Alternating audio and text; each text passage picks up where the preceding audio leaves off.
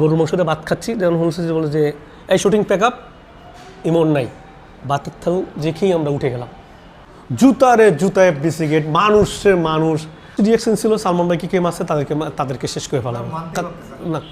কেন মারা গেল তাকে বেরিয়ে ফেলবো। সালমান ভাইয়ের যে মারা গেছে, কত নায়ক যে সালমান শাহ সাহেব এফডিসিতে আসছে। আমরা আগের দিন রাত্রেই তো 2 দিন আগে রাত্রে শুটিং করলাম আমরা স্বপ্নের নায়কর, সারা রাত্রে গান শেষ করলাম 2 নম্বর ফ্লোরে। 2 দিন পরে আমরা শুটিং করতেছি দ্বিতীয় আফার সাথে, আর আমাদের ড্যানি ভাই অত্যন্ত ভালো একটা মানুষ, ড্যানি ভাই, আমাদের ড্যানি ভাইয়ের সাথে শুটিং করতেছি।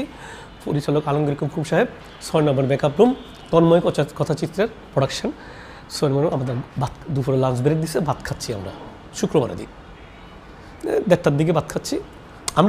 আমরা যেটা শুনছি আর কি জানি, শিল্পী সমিতি ফোন আসলে তো সার্কুলেশন তাড়াতাড়ি হয় না, তো বুঝে শুনে সবাই দিকে ইনকোয়ারি করে আসলে ঠিক কিনা এটা। তখন ভাত খাচ্ছি, গরুর মাংসতে ভাত খাচ্ছি, যেমন হচ্ছে যে বলে যে এই শুটিং প্যাক আপ, ইমন নাই, বাতের থাল যে খেয়েই আমরা উঠে গেলাম। ওইটাই আমরা কী করলাম জানেন, আমরা মেকআপের আর্টিস্ট ছেলেপেলেগুলা, ড্রেসের ছেলেগুলো, প্রোডাকশন ছেলেগুলো, লাইটের কিছু ভাই বেরাদরা মিললে আমরা সাংবাদিকদের পিটানো আরম্ভ করলাম। কেন পিটানো আরম্ভ করলাম?